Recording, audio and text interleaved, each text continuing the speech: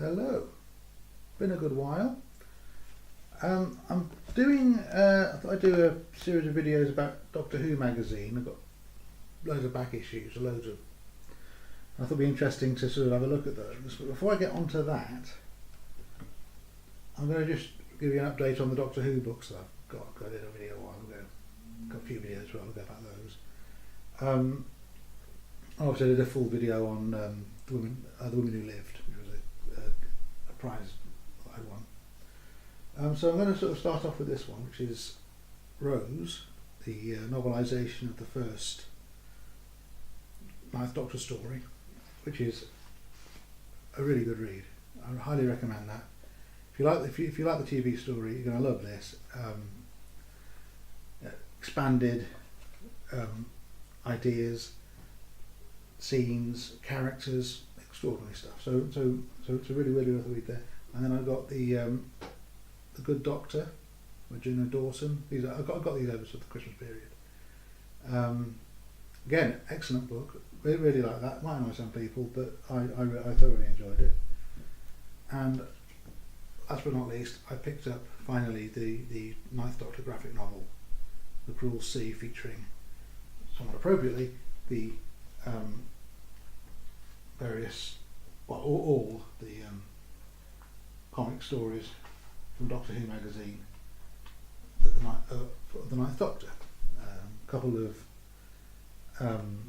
things from the annual as well, the 2006 annual, including what I did on my holiday, my Sally Sparrow, whatever it's called.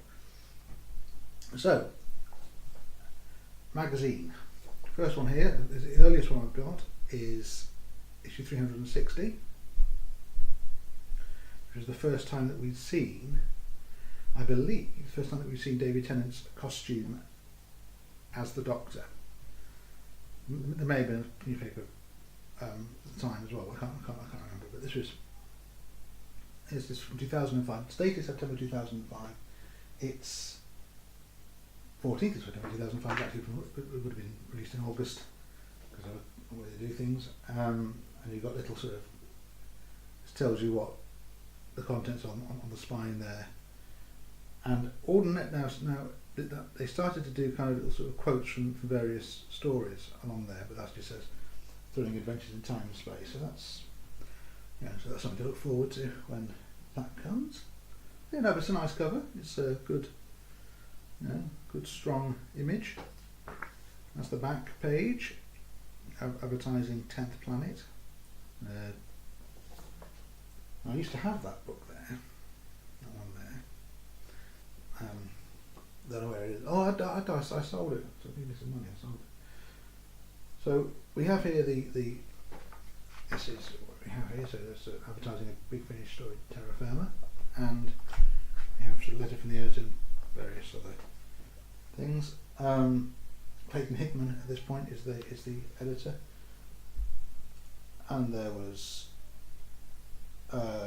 we in this bit here, the sort of legalese. There's a sort of humorous sort of observation or some sort of thing. Are we the only ones saddened that the Sunshine Club isn't a real title? It sounded like it could have been a Delta and the Bannermen of the 21st century. With everyone from Delta and the Bannermen in it, we hoped. Well, not everyone. I can't imagine who they're imagining there, because someone like Ken Dodd, he was in that. He'd be brilliant. Well, not anymore. Sadly, he's passed away. But so we've got various things. There's Gallifrey Guardian and talking about the return of Sarah Jane Smith for Tennant's first story there. So that's quite interesting. Anthony Head there. So this is going back a good way. Various other things. Stephen Fry, who's not actually been confirmed as appearing in Series 12, but there's always a suggestion that he might be. He was going to be writing what eventually turned out to be in the slot that Fear Her took, because Stephen Fry's story didn't quite hit the mark. And so I mean, this is old stuff basically. This is ancient news, in all honesty. But it's interesting to see how it was presented and how it was, talked about. Matrix Databank, which is a little sort of answered by Sorvad, so it's a little Davros, no, counter design there. You've got top there, bottom there, so it's quite lovely. And you've got the DW Mail and all this sort of letters pages. And I want to draw attention to a particular letter because this is under the title "Not Made Up." It's there.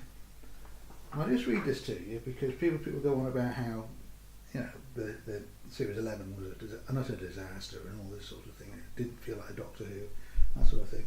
And I will, no, this is, ever was it thus, frankly. Do you write all these letters of praise for the new series yourselves? It's fantastic. I love Rose. The new TARDIS is brilliant and fighting aliens are so clever. Tom, H9, email. Easy, eh? It wouldn't surprise me. We're a society now dumbed down to the point where we like TV, films, music or Harry Potter books that we are told to like. Ooh. So now we have glowing letters of praise for a series of dreadfully weak scripts, dressed in politically correct trimmings. Politically correct trimmings. Thank God no one's ever saying that ever again about anything. With an odd sexist bias against straight males and a peculiar sexual bent hiding behind impressive CGI effects. There you see. That's I only hope it gets better with David Tennant. Scripts must get much stronger. The Doctor must be restored to a central role. Come on. The show must lose its sexist bias and awful political correctness. Rose must grow up into a young woman quickly, and we must have adventures on other planets, not in bloody Wales.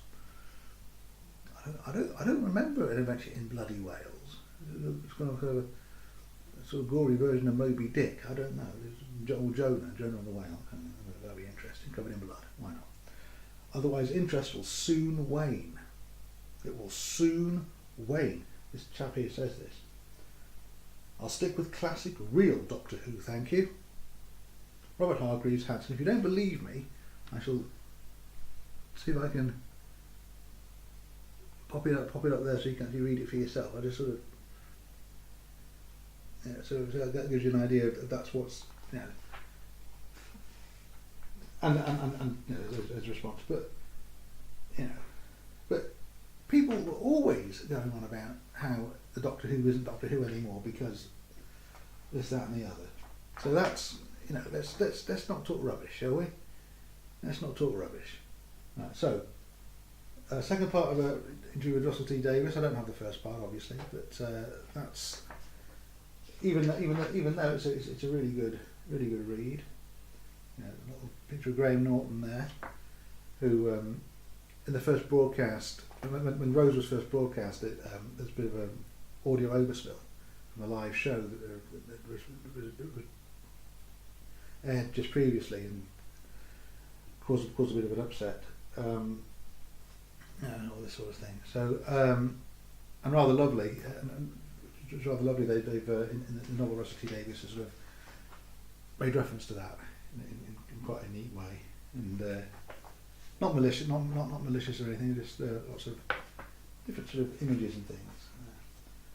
And that's the part 2 of The Cruel Sea, which I've just shown the graphic novel of, and for a long time that was the only part of that I ever actually saw, actually read. So it's nice to have that complete. Now, and you got a interview with Camille Coduri there, Jackie Tyler. Mum's the Word, which is you know, again an interesting read. Lots of nice sort of images and photographs and what have you. Very good. And the wit and wisdom of Jackie Tyler. You know, so quoting her from series 1. It's nice. Just a little on the sidebars there. So that's kind of neat. The Time Team, the original Time Team. There have been 2 others since this. This is, they're talking about I believe it's the Invasion of Time. That's what they're actually going to go by, the Sontaran and Tom Baker. so that's quite neat, you know, and sort of advert for most of the things, a little illustration that Adrian Salmon doing the artwork there. An interview here with Edward Thomas, who was the show designer at the time. Rather brilliantly, there is a I can't find the exact quote. I'm not going to faff about looking for it, but he does mention when it comes to the Daleks that he was that they kind of done a sort of an evolution of the Daleks, sort of, you know, illustration and design, and then work backwards from that so that they could decide where these were in the Daleks timeline, which was kind of nice. I think it's sort of around that bit, that area there. You know, you're looking at sort of that page, but I'm not going to look for it. You know, sort of someone putting on a Slitheen head there, possibly Paul Casey, possibly not.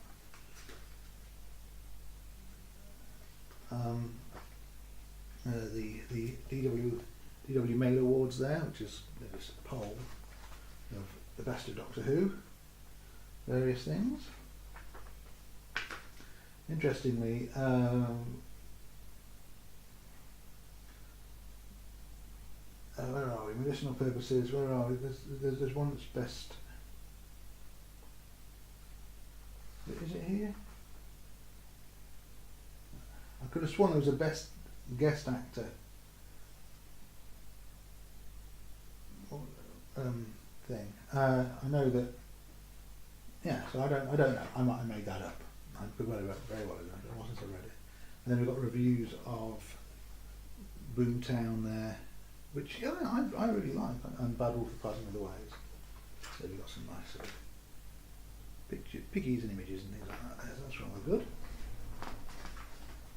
And then you've got sort of further adventures. You've got Terra Firma, and you've got the novel Spiral Scratch, which I've shown on a previous video, that's very good.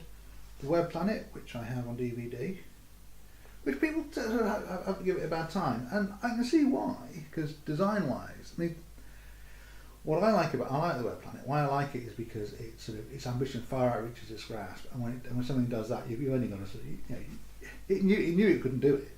It knew for well it wasn't able to do it, but it did it anyway, and you've got to admire that kind of mindset, really.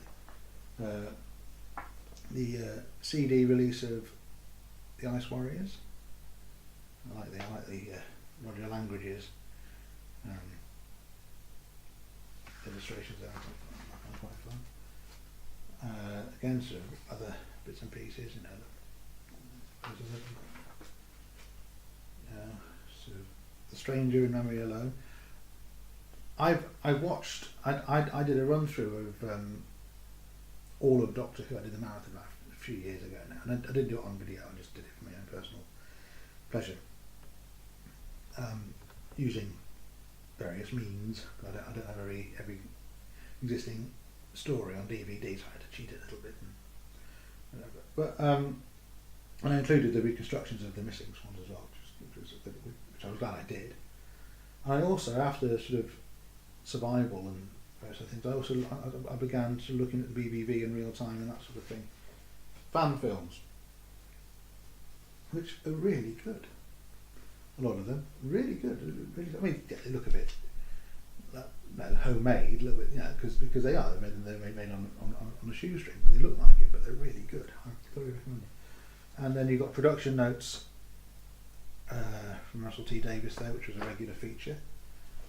It's still an ongoing feature, but Chris Chibnall, who's sort of running the show now, he isn't keeping up with this. Stephen Moffat did it as well, although a lot of his were sort of letters to Stephen Moffat, because he didn't want to write anything else, so people just sent in questions and he would write them. Chris Chibnall hasn't sort of bothered, and I quite understand why.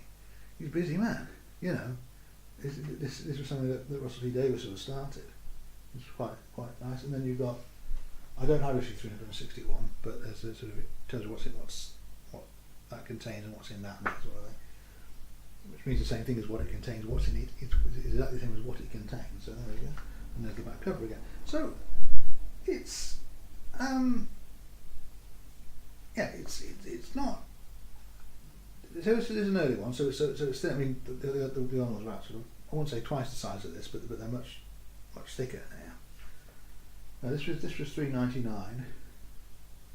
Says there, $3.99, $7.99 US dollars. So that's an interesting sort of look back at the history and how it was represented at the time.